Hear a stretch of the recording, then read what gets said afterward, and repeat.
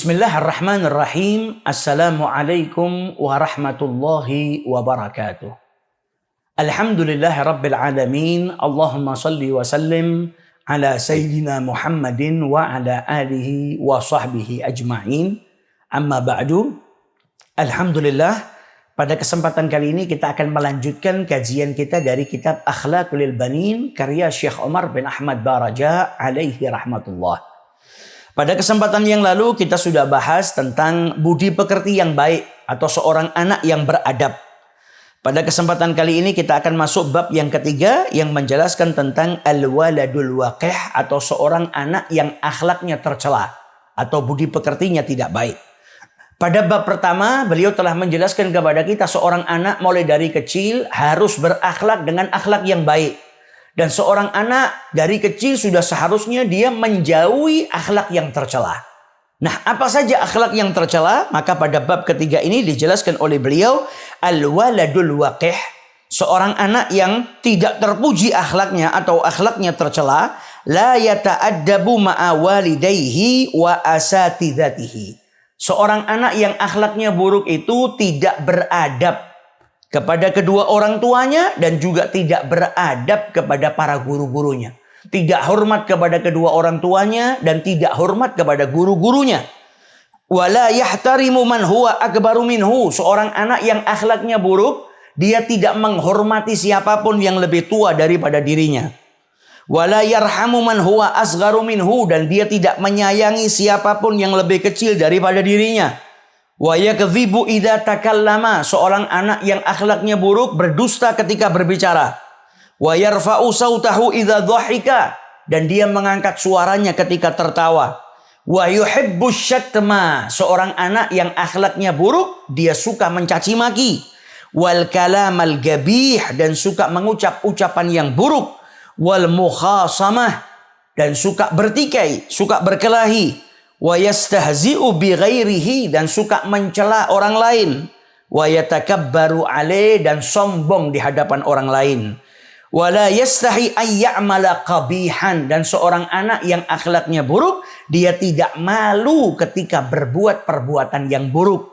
Wa la yasma'un nasihata, dan seorang anak yang akhlaknya buruk dia tidak mendengarkan nasihat. Jadi di sini beliau menjelaskan tentang akhlak yang tidak baik, budi pekerti yang tercela, yang sudah seharusnya setiap anak mulai dari mereka kecil itu menjauhi sifat-sifat ini. Menjauhi akhlak yang tercela. Akhlak yang tercela seperti apa? Sama kedua orang tuanya tidak hormat. Jangan sampai menjadi seorang anak yang tidak hormat kepada kedua orang tua. Karena kita diperintahkan berakhlak yang baik. Seorang anak yang akhlaknya baik menghormati kedua orang tuanya. Seorang anak yang akhlaknya buruk adalah seorang anak yang tidak hormat kepada kedua orang tuanya. Kemudian dia juga tidak hormat kepada para gurunya. Tidak hormat kepada ustadznya, tidak hormat kepada guru-gurunya. Dan juga tidak hormat kepada siapapun yang lebih tua daripada dirinya. Seorang anak yang akhlaknya buruk, dia tidak menyayangi siapapun yang lebih kecil daripada dirinya. Sama adiknya nggak sayang, sama anak kecil nggak sayang. Kalau berbicara berdusta, kalau tertawa dia mengangkat suaranya dan suka mencaci maki. Padahal kita dilarang untuk mencaci maki. Seseorang yang mencaci maki hanya akan mendapatkan dosa. Wal kalamal gabih, dan seorang anak yang akhlaknya buruk dia suka berkata atau mengucap ucapan yang buruk. Rasul Shallallahu Alaihi Wasallam mengajarkan kepada kita untuk mengucap ucapan yang baik atau diam. Jangan sampai kita gunakan lisan kita untuk memancing dosa. Harusnya kita gunakan lisan kita untuk memancing kebaikan, pahala daripada Allah Subhanahu wa taala. Gunakan lisan kita untuk mengucap ucapan yang mendatangkan keridhaan dari Allah Subhanahu wa taala. Dan seorang anak yang akhlaknya buruk suka bertikai, suka berkelahi, suka mengejek orang lain, mencemooh orang lain. Dan kalau berbuat buruk dia tidak malu. Dia tidak malu melakukan perbuatan-perbuatan buruk. Dan seorang anak yang budi pekertinya buruk, dia tidak menerima nasihat. Kalau ada orang yang menasihatin dirinya, dimasukkan ke telinga kanan dan dikeluarkan ke telinga kiri. Harusnya kalau ada orang yang memberikan nasihat kepada kita, kita berterima kasih kepada orang tersebut dan kita amalkan nasihatnya. Karena seseorang itu tidak memberikan nasihat kepada kita kecuali karena cinta, menginginkan kebaikan dari kita. Oleh karena itu, ini sifat-sifat yang tidak baik yang sudah seharusnya kita jauhi. Jangan sampai akhlak yang tercela ini ada pada diri seorang anak. Kemudian bab keempat di sini beliau menjelaskan yajibu ayyata'addaba al-waladu min sigarihi. Seorang anak itu wajib untuk beradab mulai dari kecil, untuk berakhlak mulai dia kecil. Diceritakan di sini oleh beliau Ahmad waladun sagir. Ahmad adalah seorang anak yang masih kecil. Lakinnahu adib, akan tetapi dia adalah seorang anak yang beradab. Walihadza yuhibbuhu abuh, oleh karena itu ayahnya itu cinta kepada Ahmad. Wa huwa aidan yuhibbus su'ala an kulli syai'in la yafhamuhu. Dan Ahmad ini juga suka bertanya tentang sesuatu yang dia tidak pahami. Wa dzata yaumin, suatu hari, tanazzaha ma'a abihi fi bustan. Ahmad ini berjalan-jalan dengan ayahnya di perkebunan. Fara'a syajara wardin jamilatan, dan Ahmad ini melihat pohon yang indah. Walakinnaha mu'wajjah, akan tetapi pohon yang indah itu bengkok, tidak tegap lurus.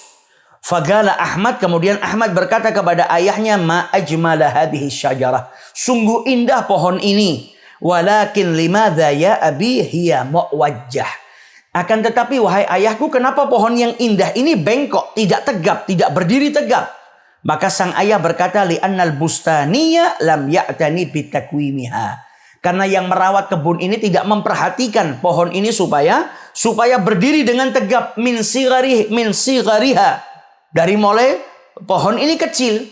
Jadi yang merawat perkebunan ini tidak memperhatikan pohon ini mulai dari sejak kecil, pohon itu tidak diberdirikan dengan tegap. Fasarat mu'wajjah, yang akhirnya menjadikan pohon tersebut bertumbuh menjadi besar dan dia dalam keadaan bengkok. Maka kemudian Ahmad berkata kepada ayahnya, al-ahsanu an nuqawwimahal an. Kalau begitu, lebih baik pohon ini kita tegapkan sekarang. Maka ayah Ahmad ini kemudian tertawa. Fadhahika abuh wa qala lahu, dan kemudian ayah si Ahmad ini berkata kepada Ahmad, la yata'atta dzalika ya waladi li'annaha qad kaburat. Enggak mungkin wahai anakku, karena pohon ini sudah besar. Wa ghaludat saquha, dan tangkainya atau batangnya sudah keras, nggak bisa lagi ditegapkan. Fakadzalika alwalad, begitu juga dengan seorang anak. Alladzi lam yata'addab min sigarihi, seorang anak yang mulai dari kecil tidak beradab, la yumkinu ta'dibuhu fi kibarihi, maka susah atau tidak mungkin dia diajari akhlak yang baik atau beradab di masa dewasanya. Seperti pohon tadi. Pohon yang dari kecil dibiarkan tumbuh dalam keadaan bengkok, tidak ditegapkan secara lurus, maka dia akan beranjak dewasa, pohon itu menjadi besar dalam keadaan bengkok. Dan ketika pohon tadi sudah besar, tangkainya sudah keras, batangnya sudah keras, tidak mungkin dia ditegapkan kembali. Kalau dia ditegapkan, dia akan kembali bengkok. Kalau dipaksa, dia akan patah. Begitu juga dengan seorang anak yang dari kecil tidak dididik adab, maka besarnya susah dia dididik untuk menjadi seorang anak yang beradab. Kalau dari kecilnya akhlaknya tidak baik, dari kecil tidak diajari akhlak yang baik, maka susah di masa besarnya dia berakhlak dengan akhlak yang baik.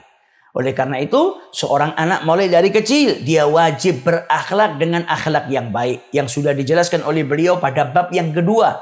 Dan juga sudah seharusnya seorang anak mulai dari kecil menjauhi akhlak yang tercela. Yang dijelaskan tadi di bab yang ketiga. Supaya apa? Mulai dari kecil sang anak itu akhlaknya sudah baik sampai dia dewasa. Beranjak dewasa pun dia dalam keadaan akhlak yang baik, adab yang baik. Liya'isha mahbuban fi kibarihi, agar ia hidup dalam keadaan dicintai di masa dewasanya. Yardha anhu rabbuhu, diridhai oleh Tuhannya. Wa yuhibbuhu ahluhu, dan dicintai oleh keluarganya. Wa jami'un nas, dan juga dicintai oleh seluruh manusia.